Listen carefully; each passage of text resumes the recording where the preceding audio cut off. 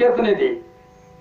కనుక ప్రేమ ఉంటుంది. అక్కడ చూడండి, నీ ప్రజల మనవి ఆలకింపక నీవెన్నాళ్ళ కోపము పొగరాజనిచ్చేదవు, కన్నీళ్ళ వారికి ఆహారం వచ్చిస్తున్నావు.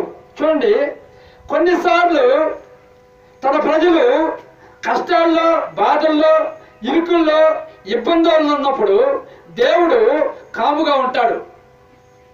అప్పుడు కాముగా ఉన్నప్పుడు ఈ ప్రజలు, దేవుని ప్రజలు ఏం చేస్తారంటే, దేవుడు మనతో మాట్లాడట్లేదు, దేవుడు నన్ను కార్యం చేయట్లేదు, దేవుడు నాకు సహాయం చేయట్లేదు, దేవుడు నేను అనుకుని నెరవేర్చట్లేదు అని చెప్పేసి వాళ్ళు ఏం చేస్తారంటే ప్రార్థనలో కన్నీళ్లు విడిచి ప్రార్థన చేస్తారండి. కన్నీళ్లు విడిచి ప్రార్థన చేయటానికి దేవుడు వారికి ఒక అవకాశం ఇచ్చాడు. అదే వాళ్ళు మౌనంగా ఉండడం అన్నమాట. ప్రార్థన మానకుండా చేయటానికి, ఆ ప్రార్థన కంటిన్యూ చేయడానికి దేవుడు కొన్నిసార్లు ఏం చేస్తాడంటే కాముగా ఉంటాడండి.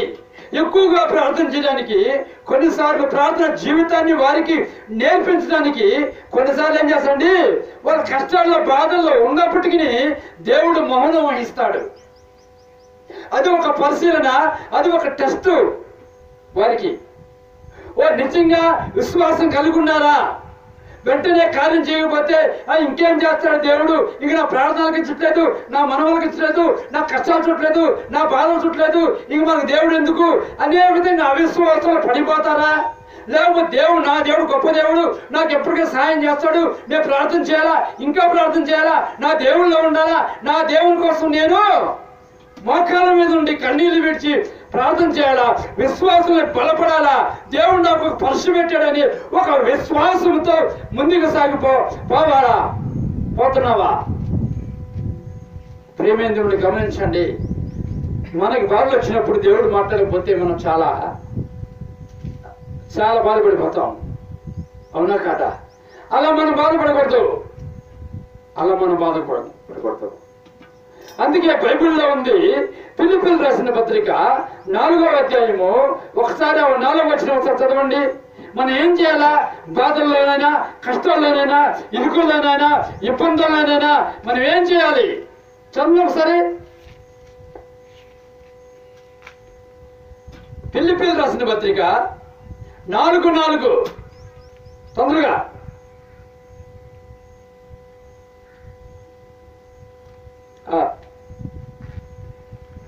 ఫిలిప్పీయులకు 4:4.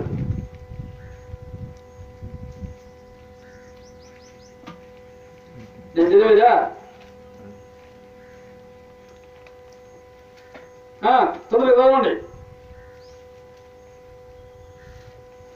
ఎల్లప్పుడూ ప్రభువునందు ఆనందించుడి, మరలా చెప్పుదును ఆనందించుడి, మీ సహనమును సకల జనులకు తెలియజేయనివుడి, ప్రభు సమీపంగా ఉన్నాడు, దేన్ని గురించి చింతింపకుడి, కానీ ప్రతి సమయంలో ప్రార్థన విజ్ఞాపన చేత కృతజ్ఞతాపూర్వకముగా మీ విన్నపములను దేవునికి తెలియజేయుడి. ఏముందంటే అక్కడ ప్రతి విషయం, దేని విషయంలో కూడా మనము చింతించకూడదని బైబిల్లో ఉంది. అవునా కదా? మనం ఏం చేస్తాము? ప్రతి దాన్ని కూడా దేవుడు మనకి మాట్లాడలేదని, దేవుడు మౌనంగా ఉన్నాడని, దేవుడు మన ప్రార్థన ఆలకించట్లేదని, మన వైపు చూడట్లేదని మనం చింతపడతాం. అది ఏమంటాడు?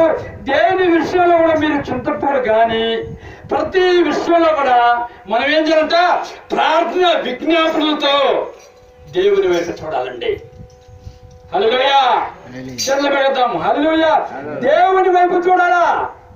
ఎందుకంటే మన సహనాన్ని సకల జనులు కూడా చూడాలా. దేవుడు చూడాలి. ముఖ్యంగా మన విశ్వాసం దేవుడు చూడాలా, ప్రజలు చూడాలా, అన్యులు చూడాలా, అందరూ చూడాలా. మనకు దేవుడు ఎంత విశ్వాసం ఉంది, ఎంత భక్తి ఉంది, ఎంత దేవుళ్ళలో ఉంటున్నావు, ఎంత భక్తిగా ఉంటున్నావు, ఎంత సహనంగా ఉంటున్నావు, ఎంత కోపంగా ఉంటున్నావు. ఇదంతా కూడా దేవుడు చూడాలా, కుటుంబంలో వాళ్ళు చూడాలా, అన్యులు చూడాలా, మన ఫ్యామిలీ వాళ్ళు చూడాలా, అందరూ చూడాలండి. అప్పుడు మనలో ఉన్న భక్తిని వాళ్ళు కనుగొంటారు. హల్లెలూయా. మనం అడిగిన వెంటనే ఇచ్చారనుకోండి, మనలో ఉన్న భక్తిని ఎలా చూపించగలం మనం? దానియేలు మహాభక్తుడు అండి. దానియేలు తెలుసుగా? దానియేలు మహాభక్తుడు. అంటే అలాంటి దానియేలు రాజా ఉంటాడు, నేను చెప్పింది నువ్వు చేయలేదు కనుక ఇతను తీసుకెళ్ళి సింహం బోన్లో వేయండి అన్నాడు రాజు. అంటారా లేదా? అన్నప్పుడు దేవుడు చూస్తున్నాడు. అర్థమవుతుందండి? దేవుని నిమిత్తమే దానియేలు ఆ సింహం బోన్లో పడవలసిన పరిస్థితి ఏర్పడింది. అయితే దేవుడు సింహం బోన్లో పడకుండా చేయగలిగాడా? చెప్పండి మీరు. దానియేలుని దేవుడు సింహం బోన్లో పడకుండా చేయగలిగాడా? చేయలేదండి. సింహపు బోన్లో పడేశారు అతన్ని. అవునా కాదా? ఏం చేశాడు? దేవుడు మౌనంగా ఉన్నాడు, దేవుడు మాట్లాడలేదు. అర్థమవుతుందండి? సింహ బోన్లో పడిందో కూడా మాట్లాడలేదండి. ఎప్పుడైనా సింహ బోన్లో పడ్డాడో పరలోకం నుంచి దూత దిగి వచ్చింది. అర్థమైందండి? అప్పుడు దాకా దానియేలు ప్రార్థన చేస్తూ ఉన్నాడు, అన్ని రోజులు ప్రార్థన చేస్తూ ఉన్నాడు. ఏ రోజు కూడా ఆయన ప్రార్థన మానుకోలేదండి. అవునా కాదా? దానియేలు 3 పూట్ల ప్రార్థన చేసేవాడు. ఎన్ని పూటలు అండి? 3 పూటలు. ఉదయము, మధ్యాహ్నము, సాయంత్రము 3 పూట్ల ప్రార్థన చేసేవాడు దానియేలు. ఆ ప్రార్థన మానలేదండి దానియేలు. తన ప్రార్థన జీవితం మరి ప్రార్థన చేస్తున్న వ్యక్తి ప్రార్థనకే, దానియేలు ప్రార్థనకే దేవుడు మౌనం వహించాలంటే ఎందుకు వహించాడు తెలుసా? అక్కడున్న రాజు, అక్కడున్న ప్రజలు, అక్కడున్న ఆ రాజ్యంలో ప్రతి ఒక్కరు కూడా దానియేలు భక్తి బయటపడాలి, చూడాలి. దానియేలుకి దేవుని మీద ఎంత భక్తి ఉందో వాళ్ళకందరికి అర్థం కావాలి. దేవుని యొక్క గొప్పతనాన్ని అందరికీ తెలియపరచబడాలి. ఆ ఉద్దేశంతోనే ఎప్పుడైతే దానియేలు ఆ సింహం వల్ల వేశాడు, వేసిన దానియేలు ఏం చేసిన వెంటనే వేయటం అనే సింహం మోకరించి ప్రార్థన ఉన్నాడండి. ఎప్పుడైతే మోకరించి ప్రార్థన ఉన్నాడు, పరలోకం నుంచి దూత దిగి వచ్చిందండి. వచ్చి ఆయన పక్క నిలబడింది. ఆయన పక్క నిలబడంగానే అక్కడున్న సింహాలని కూడా కుక్కలాగా వచ్చి తాపుకుంటూ వచ్చి ఆయన ముందు నిలబడి ఆయన కాముగా ఉన్నాయండి. హల్లెలూయా! చూశారండి? చూసారు? అప్పుడు ఆ రాజుకి, ఆ ప్రజలకు అర్థమైంది దేవుడు గొప్పవాడని. హల్లెలూయా! అప్పుడు ఆ అక్కడ అందరికి అర్థమైంది దానియేలు భక్తుడు నిజంగా భక్తుడని, నిర్దోషి అని. వెంటనే బయటికి తీసిన తర్వాత అప్పుడు అంటాడు రాజుతో, దానియేలు అంటాడు మాట అండి, నాకు భలే ఇష్టం ఆ మాట. ఏమంటాడు తెలుసా? రాజా, ఇప్పటికైనా అర్థమైందా నేను నా దేవుని విషయంలో నిర్దోషినని.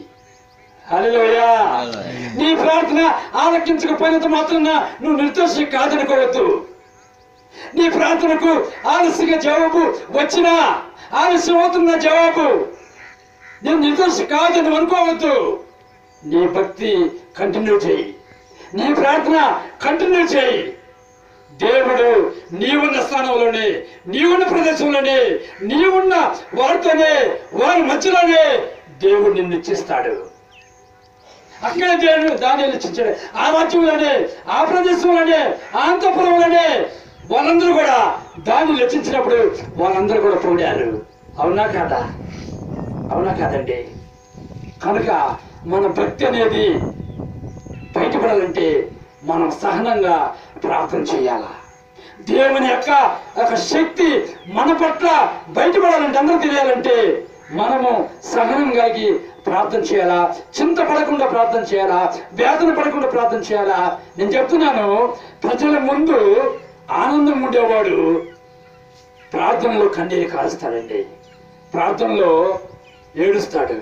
అర్థమవుతుందండి? ప్రార్థనలో సంతోషంగా ఉండేవాడు ప్రజల ముందు కన్నీరు కారుస్తాడు. ప్రజల ముందు మనం కన్నీరు కార్చడం కాదు, ప్రభువు ముందు మనం కన్నీరు కార్చాలా. ప్రజల ముందు ఏడవడం కాదు, ప్రభువు ముందు మనం ఏడవాలా. అంటే ప్రార్థనలో మనం వేచి ప్రార్థన చేయాలా. ప్రేమేంద్రుని బిడ్డరా, రోజుకి 3 పూట్ల ప్రార్థన చేశాడు. చూడండి, ఒక్క దానియేలు భక్తి వల్ల ఏమైందో తెలుసా? ఒక్క దానియేలు భక్తి వల్ల ఆ రాజు మారిపోయాడు, అక్కడ బంట్రెతులు మారిపోయారు, ఆ అంతఃపురంలో వాళ్ళు మారిపోయారు, ఆ ప్రజలందరూ మారిపోయాడు. అందరూ, ఆ రాజ్యమే మారిపోయింది. ఆ రాజ్యమే దేవుని వైపు తిరిగిందండి. అర్థమవుతుంది మీకు?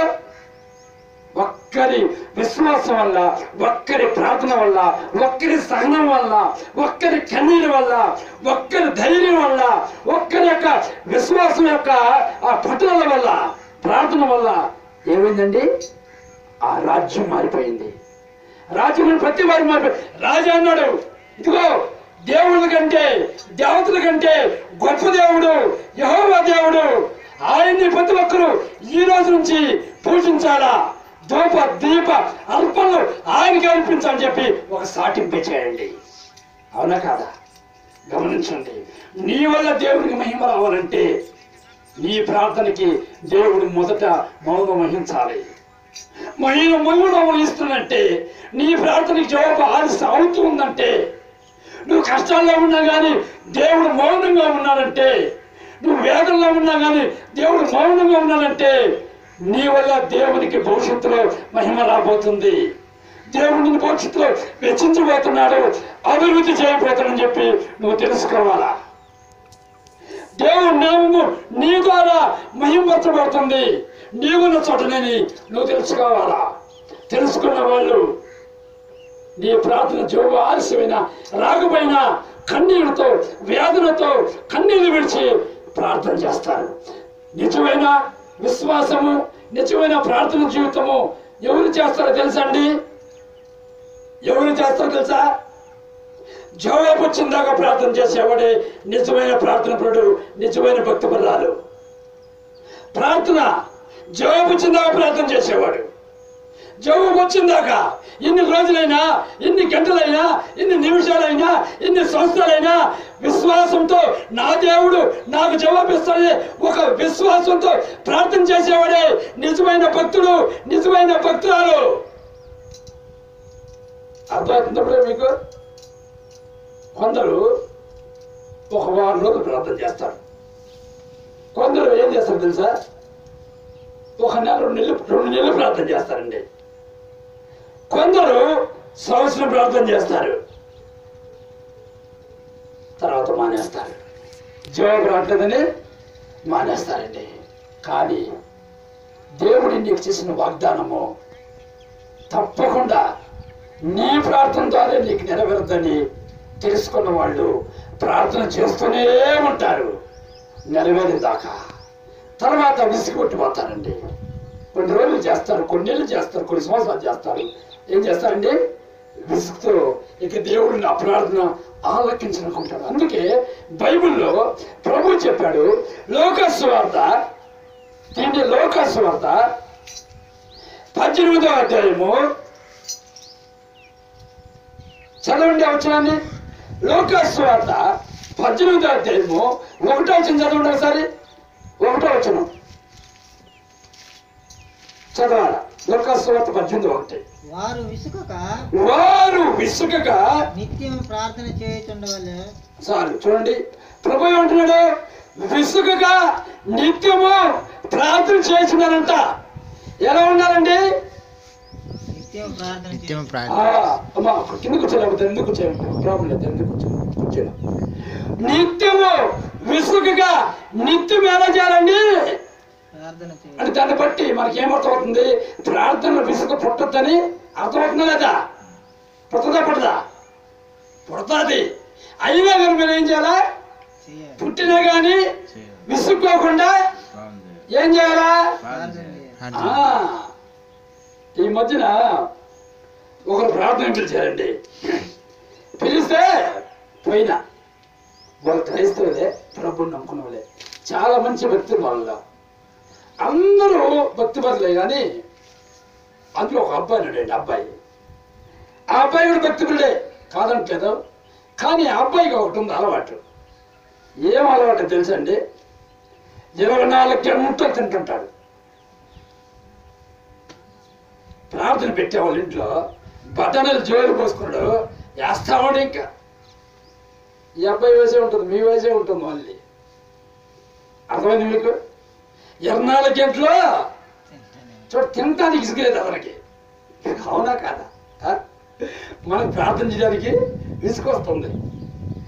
అవునా కాదా? కూర్చొని ప్రార్థన చేస్తుంటే, ప్రార్థన చేస్తున్నా కానీ ఏం చేస్తున్నాడంటే చేస్తున్నాడు.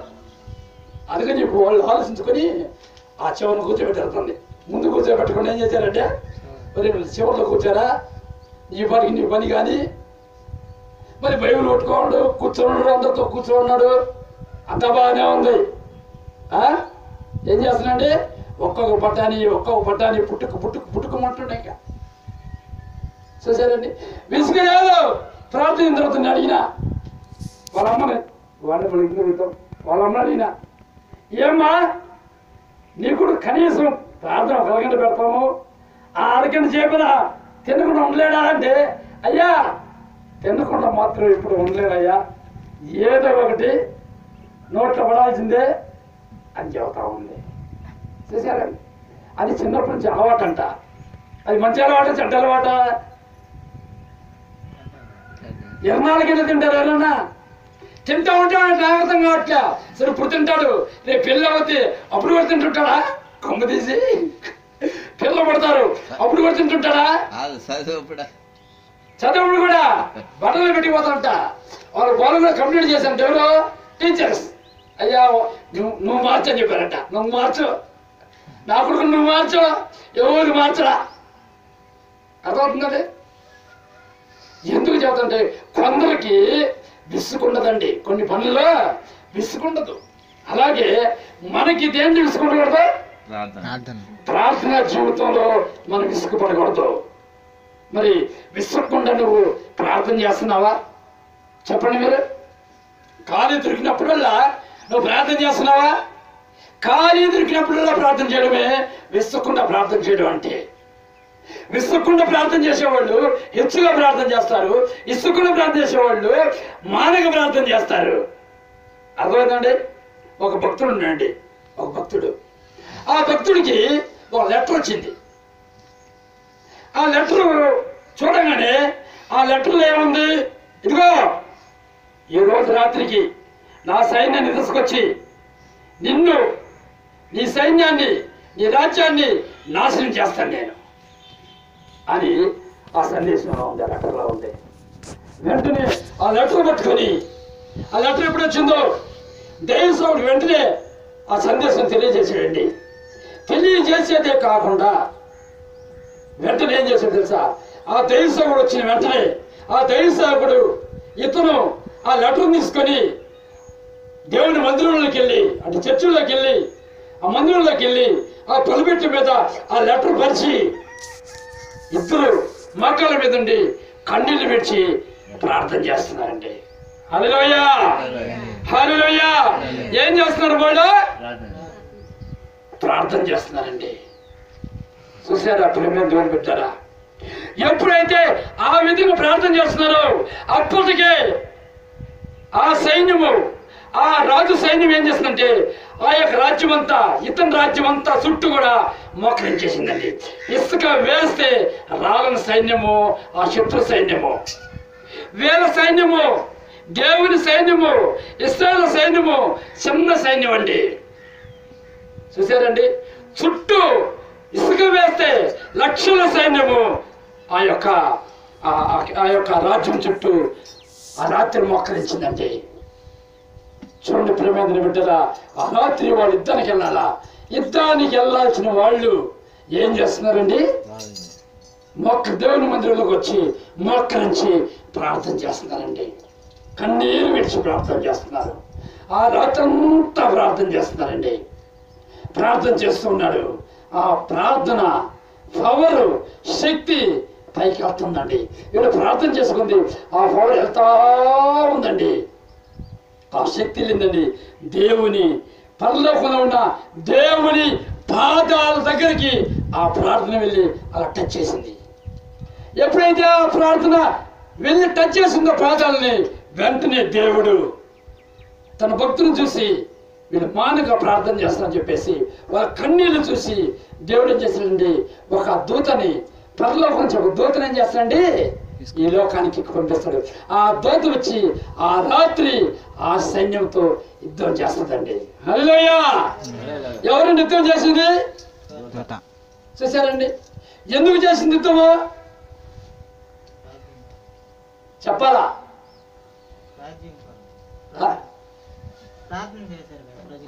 చూశారండి, ఎప్పుడైతే ప్రార్థన చేశాడో ఆ ప్రార్థనకి దేవుడు తట్టుకోలేకపోయాడు.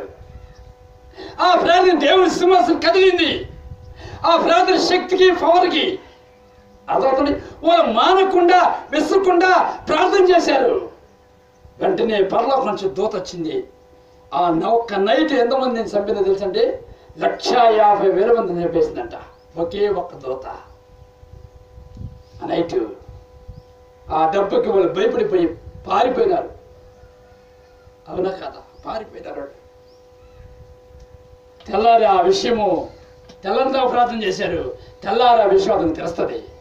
వీళ్ళకి తెలియదండి, దూత ఎప్పుడు వచ్చింది తెలియదు, ఎప్పుడు తను చేసింది తెలియదు, ఎప్పుడు చంపేసింది తెలియదు. శత్రుసైన్యాన్ని వాళ్ళు పారిపోయినారండి. ఆ రోజు నుంచి ఇప్పటి వరకు కూడా ఆ రాజు సైన్యము ఆ రాజ్యం యొక్క దరిదాపులకు కూడా రాలేదు. ఎందుకో తెలుసా? ఆ రాజుని కాపాడుతుంది ఎవరండి? దూతలు కాపాడుతున్నాయి. ఎందుకు కాపాడుతున్నాయి చెప్పండి? ప్రార్థనా శక్తి. నువ్వు నిజంగా ప్రార్థన పరుడు అయితే, ప్రార్థన పరులు అయితే నీ యొక్క సమస్యను చూసుకో. నీ చూపు నీ సమస్య వైపు ఉండదు, దేవుని వైపు ఉంటుంది. నీ చూపు నీ రోగం వైపు ఉండదు, దేవుని వైపు ఉంటుంది. నీ చూపు నీలో ఉన్న దురాత్మ వైపు ఉండదు, దేవుని వైపు ఉంటుంది. నీ చూపు నీకున్న ఆ యొక్క బలహీనత వైపు ఉండదు, దేవుని వైపు ఉంటుంది. ఎవరి వైపు ఉంటుందండి? దేవుని వైపు ఉంటుంది. అర్థమవుతుందా? ఎవరైతే దేవుని వైపు చూస్తే ప్రార్థన చేస్తారో, మానవ ప్రార్థన చేస్తారో, నా దేవుడు నాకు తప్పకుండా సహాయం చేస్తానని చెప్పి విసుగకుండా ప్రార్థన చేస్తారో, వారి కోసం దేవుడు పరలోకం నుంచి దూతని ఈ లోకానికి పంపిస్తాడు. ఆ రోజు దానియేలు ప్రార్థనలకించి ఎవరు వచ్చారు? దూత వచ్చింది. వచ్చిందా లేదా? నీ ప్రార్థనలకించి దూత దిగిరావాలా? ఇప్పుడు దిగొచ్చిందా నీ ప్రార్థనలకించి దూత? దిగొచ్చి నీ పక్షాన ఆ దూత ఏం చేయాలి తెలుసా? యుద్ధం చేయాలా? యుద్ధమా చెయ్యాలా? అటువంటి ప్రార్థన శక్తి నువ్వు కనుగొండాలా. నువ్వు ఖాళీ సమయంలో ఏం చేస్తున్నావు? ఏం చేస్తారు మీరా చెప్పండి? ఖాళీ ఉండదా మీకు? రోజులో ఖాళీ ఉంటుందా లేదా? అదే చెప్పినట్లు పెగిద్దాం. హల్లెలూయా. ఖాళీ ఉంటుందా చెప్పండి? మరి ఖాళీ సమయాలు మీరు ఏం చేస్తారు చెప్పాలా? కొంతమంది గేములు ఆడతారు కదా, కొంతమంది ఏం చేస్తారు? పడుకుంటారు, కొంతమంది పక్కింటికి వెళ్ళి మాట్లాడతారు. ఇవో అరిష్టం వాళ్ళకి ఏది మనసు వస్తే చేస్తారు. కానీ ప్రార్థన మాత్రమా చేయరు. చేసేవాళ్ళు ఉన్నారు, చేయని వాళ్ళ గురించి చెప్తున్నారు. అర్థమవుతుందండి? ఖాళీ సమయాల్లో ఇప్పుడు అసలు ఖాళీ ఉంటుంది జనాలకి. ఎందుకంటే ఎప్పుడైతే నెట్ వచ్చిందో, ఎప్పుడైతే టచ్బోర్డ్ వచ్చిందో, ఖాళీ ఉంటుంది. అసలుకి ఖాళీ లేదు ఫస్ట్ గారు అంటారు. ఇంకా అంతే కదా? నీ ఖాళీ ఉంటుందా అంటే ఖాళీ ఆడుంది. సెలవులో చూసుకుంటున్నాం, ఏం చూసుకుంటే ప్రభు గురించే చూసుకుంటున్నాం అని చెప్తారు. చూసేయండి పనికి వాళ్ళని, పనికి వచ్చేది ఎవరు చూడరు. అవునా కదా? కొన్ని చూడాలి, కానీ కొంత సమయం వరకు చూడాలి.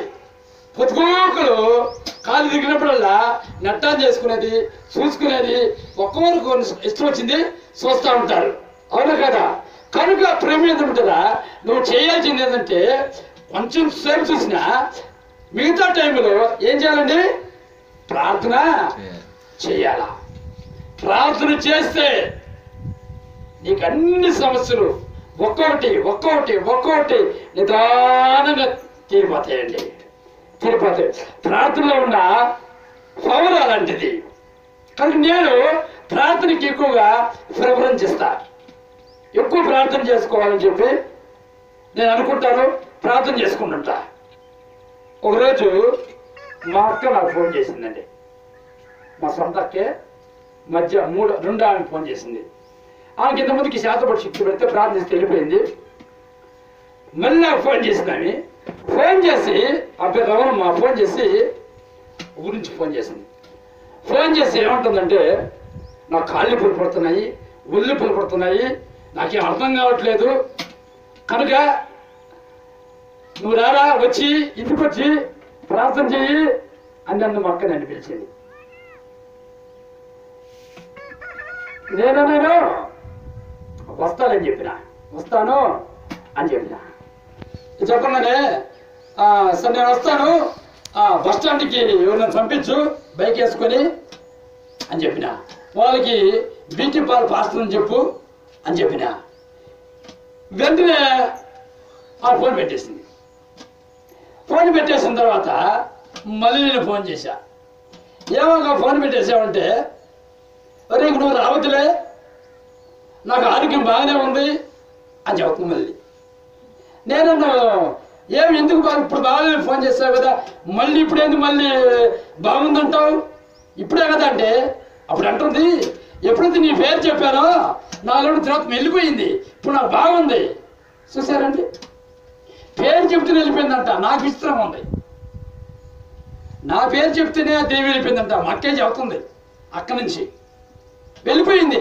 నేనన్నాను వెళ్ళిపోయింది నీకు తెలుసా, దెయ్యం వచ్చేది నీకు తెలుసా, పోయేది నీకు తెలుసా అంటే వాళ్ళకి తెలుసు అంట. దెయ్యం వచ్చేది వచ్చినప్పుడు ఎట్లుంటుంది, దెయ్యం వెళ్ళిపోయినప్పుడు ఎట్లుంటుంది అనేది వాళ్ళకి దెయ్యం పట్టుకోవడానికి తెలుసు అంట.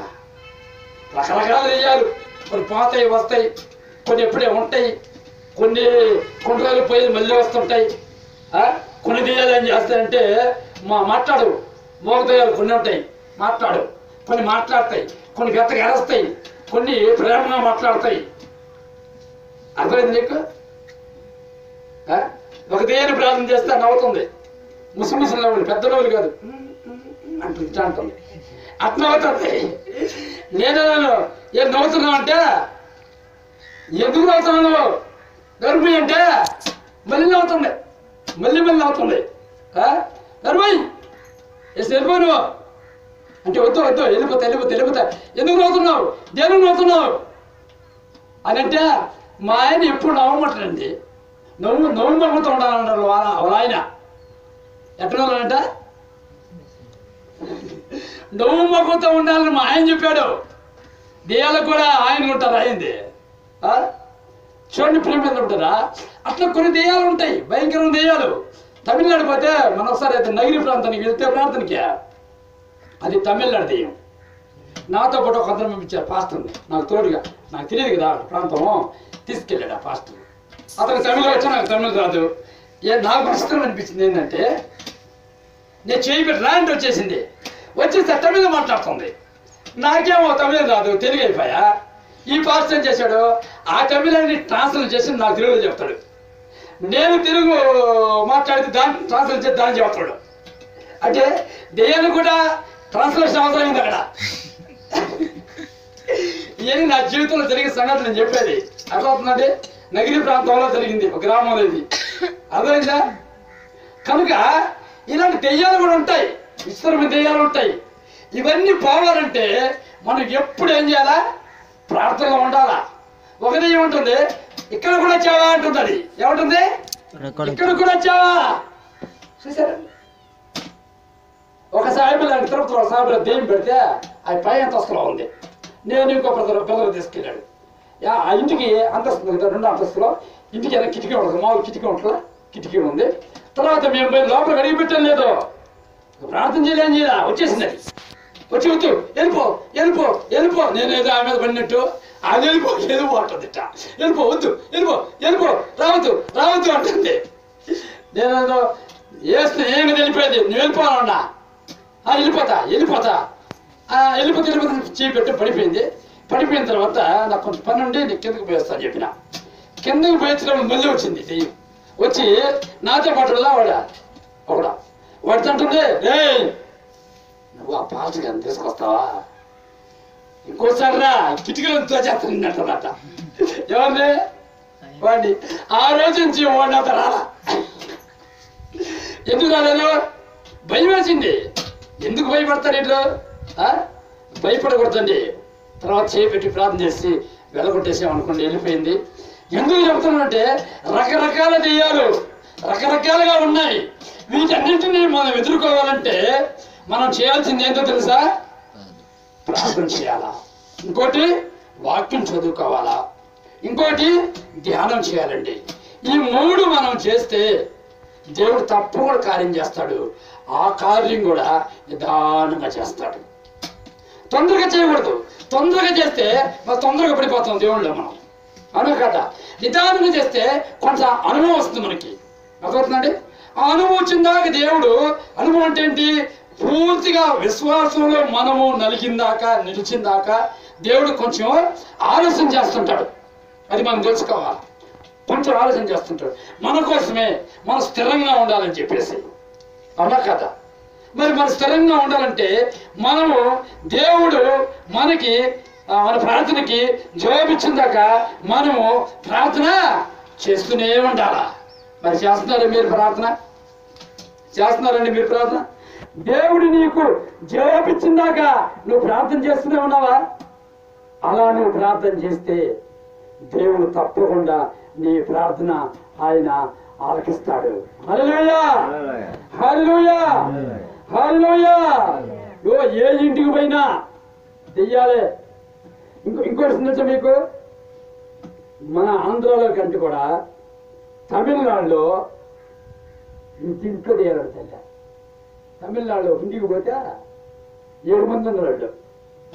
కూర్చున్నారు, అయిపోయింది ప్రార్థనలు అయిపోయిన తర్వాత అందరూ అసలు చేపెట్టి ప్రార్థన పెట్టడం కింద పడిపోవడం, వాళ్ళు ఇటు వెళ్ళడం కింద పడిపోవడం, పెట్టడం కింద పడిపోవడం. 7 పడిపోయారు. 7 పడిపోయారు. ఎందుకు పడిపోయారు? దేవుని శక్తిని వాళ్ళు తాగుండాలా, దెయ్యాలైనా బయటికి రావుండాలి. పడిపోతారంతే, తర్వాత మాట్లాడలే, టచ్ చేయడానికి పడిపోతున్నారు. అర్థమవుతుందండి? కొన్నిసార్లు మన మీదకి శక్తి దిగుతుంది. దేవుడు వాగ్దానం నాకు అది, నువ్వు ఎవరు మేము చేపెడతావో వారు మేము చేపెడతా అని చెప్పాడు దేవుడు. అది టచ్ చేయగానే ఎవరు చేయొస్తుందండి? మన చేయి కాదు, మన చేతులు ఏమి లేదు, మన ఒట్టిదే. ఎవరు చేయొస్తుంది అక్కడ? దేవుని చేయి వస్తుంది. ఎందుకు వస్తుంది? దేవుడు వాగ్దానం చేశాడు. అది నేను చెప్తున్నాను, నిజంగా వాగ్దానం చేశాడు కాబట్టి నువ్వేం భయపడిన అవసరం లే. భయపడిన అవసరం లేదు చెప్తున్నా. కొంచెం ఆలస్యమైన పర్లేదు, నువ్వేం భయపడలేదు. ఎందుకంటే వాగ్దానం చేసిన దేవుడు నీతో ఉన్నాడు, నీ పక్కన ఉన్నాడు, నీలో ఉన్నాడు, నిన్ను నడిపిస్తున్నాడు. ఆయన నిన్ను నడిపిస్తున్నాడు, నడిపిస్తాడు నా దేవుడు. శ్రమలోనైనా నన్ను విడువడు. అడుగులు తడబడిన అలసట పైబడిన, అడుగులు తడబడిన అలసట పైబడిన, చెయ్యి బట్టి వెన్ను తట్టి చక్కని ఆలోచన చెప్పి. ఎవరండి? దేవుడే మనకు చక్కని ఆలోచన చెప్తాడు. అర్థమైందండి? చెయ్యి బట్టి వెన్ను తట్టి చక్కని ఆలోచన చెప్పి నడిపిస్తాడు నా దేవుడు. శ్రమలోనైనా నిన్ను విడువడు. శ్రమలోనైనా నువ్వు శ్రమలో ఉన్నావా, దేవుడిని నిలిచిపెట్టడు అనేది గుర్తుపెట్టుకోవాలా. ఆయనే నడిపిస్తాడు, ఆయనే నీకు సహాయం చేస్తాడు, ఆయన నిన్ను ఆదరిస్తాడు, ఆయన నిన్ను ఆశీర్వదిస్తాడు, ఆయన నిన్ను అభివృద్ధి పరుస్తాడు, ఆయన నిన్ను లేవనెత్తుతాడు, ఆయన నిన్ను బాగు చేస్తాడు, ఆయన నువ్వు అనుకున్నది నెరవేరుస్తాడు, ఆయన నీ కుటుంబాన్ని హెచ్చిస్తాడు. నీవు ఆ యేసు వైపు నువ్వు చూడాలా. చూస్తున్నావా? ఇంకో విషయం చెప్తా. నీకు ఎంత శోధన వస్తుందో, ఎంత వేదన వస్తుందో, ఎంత కష్టం వస్తుందో, అంత ఆశీర్వాదాలు నీకు ముందున్నాయని గుర్తుపెట్టుకోవాలా. అంత ఆశీర్వాదం నీకుందనుకోవాలా. అర్థమైంది మీకు ఇప్పుడు చెప్పింది? ఎంత ఎక్కువగా నీకు శోధన వస్తుందో అంత ఎక్కువ, ఇంకా ఎక్కువైన ఆశీర్వాదాలు నీకున్నాయి. ఒక భక్తుడు ఉన్నాడండి. ఆ భక్తుడు ప్రపంచ సువార్తికుడు ఆయన పేరు మర్చిపోయినాను. ఆ భక్తుడు తల్లి అంట, అతను పుట్టంగానే అతని గురించి బాగా ప్రార్థన చేసిందంట. ప్రార్థన చేస్తే ఆయన పుట్టాడంట. పుట్టిన తర్వాత ఆయన గురించి ప్రార్థన చేస్తాంట, మంచి సేవకుడు అవ్వాలని చేస్తుందంట. ఆ పుట్టినవాడు ఎలాంటాడంటే పరమనీచుడు, దుర్మార్గ పనులు చేస్తున్నాడు. అతను పరమనిత్యమైన పనులు చేస్తున్నాడండి. తగాదా లేని రోజు లేదు, గందరగోళం చేస్తున్నాడు. పెద్దోడు అయ్యాడు, పెళ్లి చేశారు. పెళ్లి చేస్తాడు మాత్రం పెళ్లి చేసిన మాటల తాగడం, కొట్టడం, తిట్టడం, పనికిమాల పనులు చేయడం. అర్థమవుతున్నది? ఆ బిడ్డ కోసము ఆ పుట్టమ నుంచి ప్రార్థన చేస్తుంది, పుట్టిన తర్వాత ప్రార్థన చేస్తుంది, పుట్టక ముందు పుట్టాలని ప్రార్థన చేస్తుంది, పుట్టిన తర్వాత మారాలని ప్రార్థన చేస్తుంది. కానీ ఆయన బతుకున్నంత కాలము ఆ ప్రార్థనకి జవాబు రాలేదండి. అంటే అతను మారలేదన్నమాట. అర్థమవుతుందండి.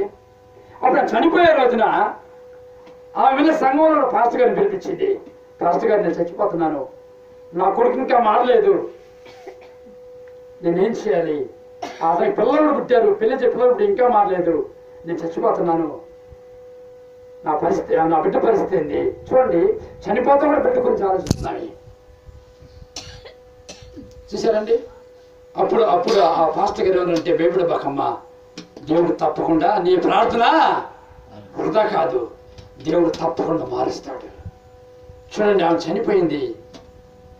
ఆమె చనిపోయే ముందు ఆమె చీటీ రాసుకొని చేతిలో పెట్టుకొని ఉందంట. ఆ పాస్టర్ గారు ఆ చీటీ చూశాడు. చనిపోయిన తర్వాత చూస్తే అప్పుడు దాంట్లో ఏం రాసింది తెలుసా? నా కుమారుని గురించి నేను జీవితకాలం ప్రార్థన చేసిన, ప్రభువా నా కుమారుని మార్చు ప్రభువా, మంచివాడిని చేయి ప్రభువా, నీ సేవ చేసే విధంగా చేయి ప్రభువా అని నా జీవితకాలం అంతా ప్రార్థన చేసిన.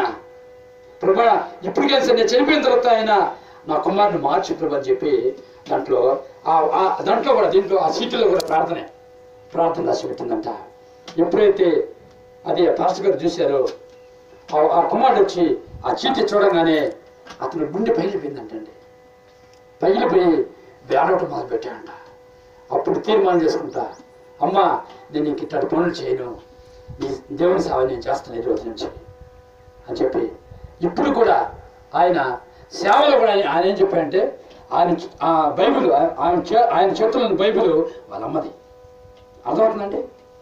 ఆయన చనిపోయినంత వరకు కూడా ఆ బైబిల్ అలాగే పెట్టుకున్నాడంట. ఆయన చెక్కు తిరగకుండా ఆవిడ బైబిల్ అమ్మ నీ బైబిల్ తీసుకుంటాను, నీలాగా ప్రార్థన చేస్తాను, గొప్పగా సేవ చేస్తానని చెప్పేసి ఎక్కడికి వెళ్ళిన ఆ బైబిల్ తీసుకెళ్ళి సేవ చేశాడంట. ఆయన గొప్ప దేశం అంతా సేవ చేశాడు. తర్వాత చనిపోయినాడు. చూశారండి. చనిపోయిన తర్వాత మారాడండి. ఆ ప్రార్థన జవాబు వచ్చిందా లేదా? వచ్చిందా లేదా? నేను చెప్తున్నాను, ఎప్పటికైనా సరే నీ ప్రార్థన వృధా కాదు. నువ్వు చేసే ప్రార్థన విత్తనం లాంటిది. విత్తనం ఈరోజు చేసే పొలంలో వెంటనే రాదది. కొన్ని వెంటనే వస్తాయి, కొన్ని వెంటనే రావు, నేలను బట్టి. అలాగే నీ ప్రార్థనకు ఈరోజు నీ ప్రార్థన మొలకపోయినా ఏదో రోజు మొలకొస్తుంది, నీ ప్రార్థన జవాబు వస్తుంది. నేను చెప్తున్నాను, నువ్వు బాధపడిన అవసరం లేదు. నన్ను అడిగితే బతినంతకాలం జవాబు రాని వాళ్ళు ఎవరు లేరనుకుంటా. అంతదా ప్రార్థన చేసేవాళ్ళు ఎవరు? అప్పుడుదా ప్రార్థన చేసేవాళ్ళు ఎవరు? మధ్యలో అనుకుంటారా? కానీ ఆమె బతికినంతకాలం చేసిందండి కొడుకు గురించి. అది నిజమైన ప్రార్థన అంటే.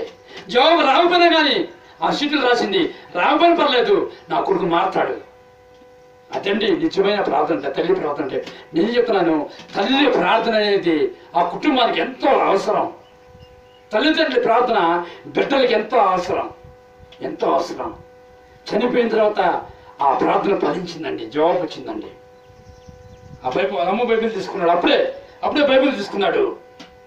ఆ బైబిల్తోనే తన జీవితకాలం సేవ చేశాడు. హల్లెలూయా, హల్లెలూయా, హల్లెలూయా. మనం జీవితకాలంలో సంపాదించే ఆత్మలను అతని తర్వాత ఈజీగా సంపాదించేశాడు. మనం కూడా కొందరు అనుకుంటాం, దేవుని ప్రణాళిక ఉంటుంది. ఆ ప్రణాళిక ఉన్నప్పుడే నువ్వు మారుతావు, ఆ ప్రణాళిక ఉన్నప్పుడే ఆ కొలువు తిరుగుతుంది, ఆ ప్రణాళిక ఉన్నప్పుడే అది తగ్గుద్ది, ఆ ప్రణాళిక ఉన్నప్పుడే అది నెరవేరుతుంది. ముందే చేయి ప్రభా, అది చేయి ప్రభా, తొందర ఉండిపోతాం. మనం తొందరపడకూడదు. నేను చెప్తున్నాను. హల్లెలూయా, చేతులు వేగలుగుతాం. హల్లెలూయా. మనం తొందరపడకూడదు. తొందరపడ్డామా ప్రార్థన చేయలేం, నిరుత్సాహపడిపోతాం. దేవుడి నుంచి ఆశీర్వాదాలు వెనక్కి వెళ్ళిపోతాయి. కనుక ప్రియమైన నీ జీవితంలో ముఖ్యమైనది ఏంటండి? ప్రార్థన కాదు, మానకుండా ప్రార్థన చేయడం. అర్థమవుతుందా? మానకుండా ప్రార్థన చేయాలా, హెచ్చించకొద్దీ ప్రార్థన చేయాలా. అలా ప్రార్థన మనం చేస్తే దేవుడు తప్పకుండా ఆశీర్వదిస్తాడు. ఆశీర్వదిస్తాడండి. ఒకతను ఒక సేవకుడికి చెప్పారు, అయ్యా మా ఇంట్లో మా కుమారుడు ఏం అర్థం కావట్లేదు, అది ఏమీ అర్థం కావట్లేదు, మీరు ఒకసారి వచ్చి ప్రార్థన చేయండి. అతను ఇంటికి వెళ్ళాడు, వేరే చోటుకి వెళ్ళిపోయినాడు ప్రార్థనకి. అమ్మ ఇప్పుడు నేను రాలేనంటే, రాకపోతే ఎట్టయ్యా, మా కుమారుడు పరిస్థితి ఇలా ఉంది, దారుణంగా తయారైంది, ఈ సమయం మీరు రాకపోతే నా కుమారుడికి ఏమైతే తెలియదు, నాకేం అర్థం కావట్లేదు, మీరు తప్పకుండా రావాలి ఎక్కడున్నా. అప్పుడు అన్నంటే ఆయన, అమ్మా నేను ఎక్కడున్నా కానీ నీ కుమారు గురించి ప్రార్థన చేస్తా, నీ కుమారుకి ఏం కాదు. వెంటనే మోకరించాడండి, అక్కడే మోకరించాడు, ప్రార్థన చేయడం మొదలుపెట్టాడు. ఆ ప్రార్థన దేవుని దగ్గరికి వెళ్ళింది, దేవుని దగ్గర నుంచి ఆశీర్వాదాలు ఆ బిడ్డ మీదకి వచ్చిందండి. హల్లెలూయా. చూసారండి, ప్రార్థన నువ్వు ఎక్కడున్నా ఫలిస్తుంది. ఏ ప్రాంతంలో నుండి ఎక్కడ నుండి ఎట్లా పరిస్థితులు ఉండు, ఎటువంటి పరిస్థితులు ప్రార్థన చేయి, ఆ ప్రార్థన తప్పకుండా హృదయంతో చేసే ప్రార్థన తప్పకుండా ఫలిస్తుంది. హల్లెలూయా. హల్లెలూయా. హల్లెలూయా. హల్లెలూయా. కనుక ప్రియమైన బిడ్డరా, ప్రార్థన అనేది ఇంకోసారి తెలుసా, ప్రార్థన ఎలా చేయాలి? మెలుకు కలిగి చేయాలి. ప్రార్థన కళ్ళార్పుకుంటూ ప్రార్థన చేయకూడదు. అర్థమవుతుందండి? నిద్రపోత ప్రార్థన చేయకూడదు, తూగుతూ ప్రార్థన చేయకూడదు. ఎలా చేయాలి ప్రార్థన? మెలుకు కలిగి ప్రార్థన చేయాలి. మీరు మెలుకు కలిగి ప్రార్థన చేస్తున్నారా? మీకు గంటలందరూ ప్రార్థన చేస్తాం అని చెప్పింది ఒక ఆమె నా అక్కడికి వచ్చి. వాళ్ళ మనవలు ఉంటుంది, ప్రార్థన చేస్తుందండి, మోకరిస్తుంది, అంతే నిద్రపోద్ది. 4 గంటలు కట్టే ఉంటుంది.